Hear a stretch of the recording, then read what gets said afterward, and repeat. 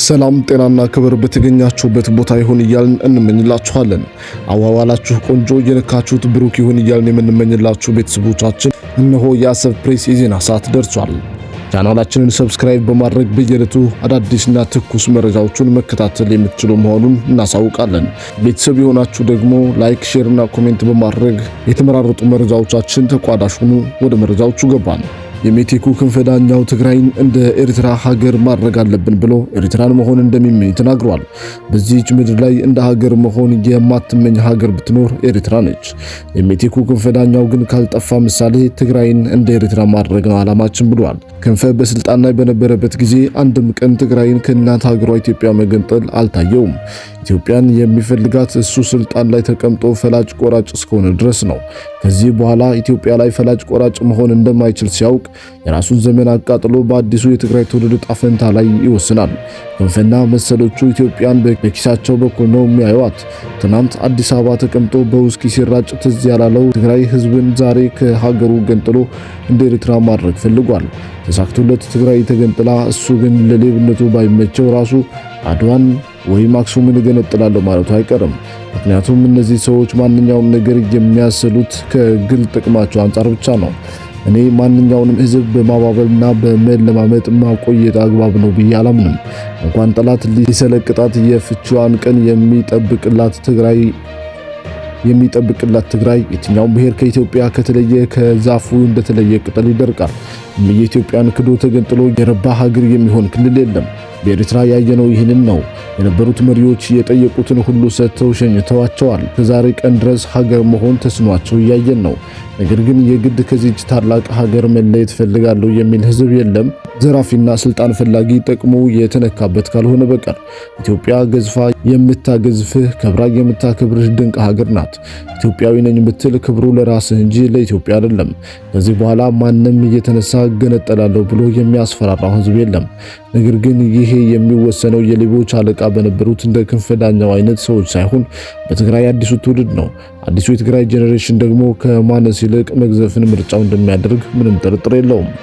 በሌላ መረጃም ህወሓት የነዳጅ እጥረትና የኢኮኖሚ እንቅስቃሴ መገታትን በመጥቀስ በትግራይ ክልል አዲስ ከበባ መጣሉን ገለጸም። ህወሓት የፌዴራል መንግስት ላለፉት 10 ወራት በትግራይ የነዳጅ አቅርቦት መገደቡ በትራንስፖርት በኢኮኖሚ እንቅስቃሴና መሰረታዊ ማህበራዊ አገልግሎቶች ላይ መስተጓጎል ፈጥሯል ሲል ገለጸም። ይህም የፕሪቶሪያው ስምምነት አተገባበር ላይ ስጋት መፍጠሩን ጠቅሷል። ህወሓት በትናንትናው ዕለት ባወጣው መግለጫ የፌዴራል መንግስት ለትግራይ ጊዜያዊ አስተዳደር የሚያስተላልፈውን የበጀት ድጋፍ ማገዱን ገልጿል።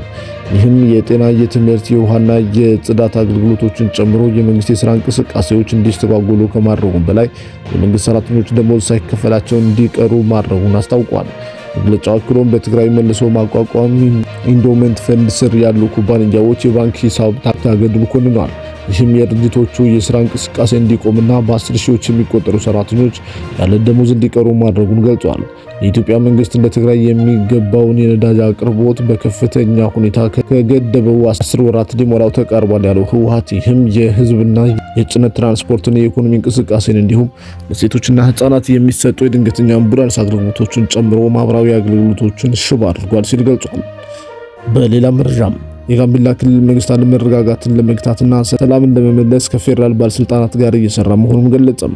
በጋምቤላ ክልል የተከሰተውን አለመረጋጋት ለመግታት እንዲሁም ሰላምና ጸጥታን ለማስፈን ከፌዴራል መንግስት ጋር በቅንጅት እየሰራ መሆኑን የክልሉ መንግስት አስታወቀ።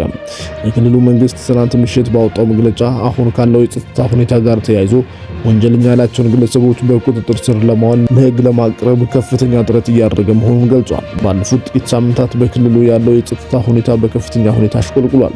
አዲስ ስታንዳርድ በትናንትናው ዕለት በክልሉ ከፍተኛ ፖሊስ አመራር መገደላቸውን ተከትሎ ግጭት መቀስቀሱን ስማቸው እንዲጠቀስ ያልፈለጉ የቀድሞ የክልሉ የጸጥታ አመራርና አንድ የክልሉ ባለስልጣን መግለጻቸውን መዘገቡ ይታወሳል።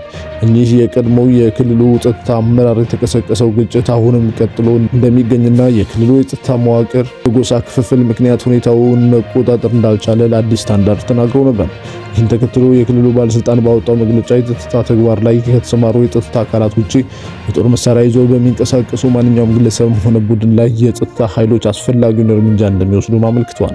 እንደ ክልሉ መንግስት ገለጻ ከሚመለከታቸው አካላት ጋር በመቀናጀት ተጠርጣሪዎች በቁጥጥር ስር ለማዋል ክትትል እየተደረገ ሲሆን በርካታ ግለሰቦችም በቁጥጥር ስር ውለዋል።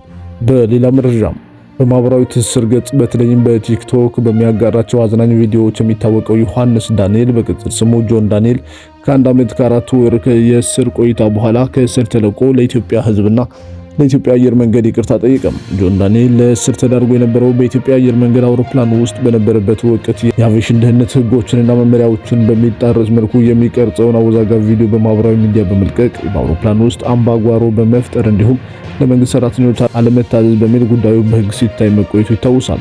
ከእስር መለቀቁን ተከትሎ ለመጀመሪያ ጊዜ መልእክት ያስተላልፈው ጆን ዳንኤል ባለፉት 16 ወራት ከማህበራዊ ሚዲያ ርቆ በእስር ቤት ያሳለፈው ጊዜ ትልቅ የህይወት ትምህርት እንደወሰደበት ገልጿል። ስለ ሁሉም ነገር ፈጣሪ ይመስገን በማለት ዳግም መመለሱን ያበሰረው ጆን ዳንኤል አለማስተዋሌ ዋጋ አስከፍሎኛል፣ እዚህም በአንድ ዓመት ውስጥ ብዙ ተምሬ ወጥቻለሁ ሲል ተናግሯል። የፈጸመው ድርጊት በስሜታዊነትና በወጣትነት ግለት የተደረገ እንጂ ሆን ተብሎ ጉዳት ለማድረስ እንዳልነበር በማስረዳት ለተፈጠረው ስህተት የኢትዮጵያ አየር መንገድና የኢትዮጵያ ሕዝብ በይፋ ይቅርታ ጠይቋል። በተጨማሪም በእስር ላይ በነበረበት ፈታኝ ወቅት ከጎኑ ለነበሩትና ሲያበረታቱት ለቆዩት የኢትዮጵያ ሕዝብ ልባዊ ምስጋናን አቅርቧል። የጆን ዳንኤል ክስተት ለማህበራዊ ሚዲያ ይዘት ፈጣሪዎች ትልቅ ትምህርት የሰጠ ጉዳይ እንደሆነ ብዙዎች ይስማማሉ። በተለይም የሀገርን ገጽታ የህዝብን ደህንነትና ብሔራዊ ተቋማትን የሚመለከቱ ጉዳዮች ላይ ፕራንክ ወይም ቀልድ በሚል ሽፋን ወይም አለመታዘዝን በማሳየት የሚሰሩ ይዘቶቹን ከባድ ህጋዊ መዘዝ ሊያስከትሉ እንደሚችሉ ማሳያ መሆኑን የህግ ባለሙያዎች ያነሳሉ።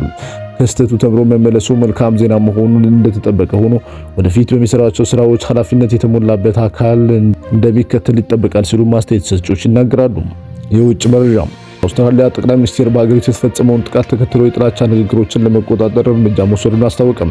የአውስትራሊያው ጠቅላይ ሚኒስትር አንቶኒ አልባኔዝ እሁድ ዕለት የአይሁድ ፌስቲቫል ላይ ያነጣጠረውን በሲድኒ ቦንዲ የባህር ዳርቻ ላይ የተፈጸመውን ጥቃት ተከትሎ መንግስታቸው የጥላቻ ንግግርን እንደሚቆጣጠር ገለጹ። የሃኑካህን የመጀመሪያ ቀን ለማክበር በተዘጋጀ ዝግጅት ላይ ሁለት ታጣቂዎች ተኩስ ከፍተው 15 ሰዎች ተገድለዋል። አልባኒዝ በካምቤራ ለጋዜጠኞች እንደተናገሩት አዳዲስ ህጎች ጥላቻን መከፋፈልና አክራሪነትን የሚያሰራጩትን ኢላማ ያደርጋሉ። በሀገር ውስጥ ጉዳይ ሚኒስትሩ ጥላቻን የሚያራምዱ ሰዎችን ቪዛ የመሰረዝ ወይም የመከልከል አዲስ ስልጣን የሚሰጣቸው ሲሆን የትምህርት ስርዓቱን ጸረ ሴማዊነትን ለመከላከል ለመቆጣጠርና ተገቢውን ምላሽ ለመስጠት አዲስ ግብረ ኃይል ይቋቋማል ብለዋል። አዲሶቹ ህጎች ብጥብጥን የሚያበረታቱ ሰባኪያንና መሪዎች ላይ ቅጣቶችን፣ የተባባሰ የጥላቻ ንግግርና ጥላቻን ያዘሉ ዛቻና ትንኩሳን በማህበራዊ ሚዲያ ማሰራጨት ወንጀሎችን ለመቅጣት የሚያስችል ነው። ክቡራትና ክቡራን የቻናላችን ቤተሰቦች ለዕለቱ ያዝላችሁ መረጃ ይህን ይመስል ነበር። በቀጣይ በሌላ ቪዲዮ በሌላ መረጃ ተመልሰን እስክንገናኝ በያላችሁበት መልካም ቀን መልካም ጊዜ ተመኛለሁ።